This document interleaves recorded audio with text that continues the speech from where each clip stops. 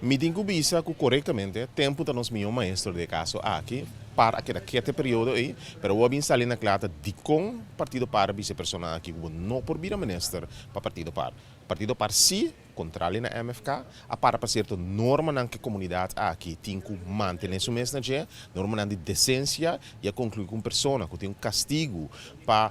abusar de muito menor de idade, não por vir a minister para partido par, e no momento que a informação aqui, ela opta para abandonar partido par. Nessa sentença, a corte avisa nota sina que é um hecho sério, e avisa todo o contrário, então não que vai em detalhe, muito detalhe de que sucede. Pero a sentença avisa que o caso está muito mais sério, porque se trata de muito menor de idade, que tem 16 anos, dois, o problema é psicológico, que a pessoa que estava consciente de que, a dar um conselho de que, então toch ela hace lo que ela hace que persona. Depois da visa, o mais aún vai violar a confiança com o paciente mas se tem seu doutor. Imaginabo a manda you segundo doutor, per esse guia médico, o menor de idade, a doutor faz acto assim aqui com o you. É doloroso, me nota gusta papel over de jeta promebia como vai de detalhes aqui da sentença, mas para mim não vai privacidade da pessoa. Pero um se me quer, que se a pessoa aqui agora nombrar como ministro de justiça de meu país,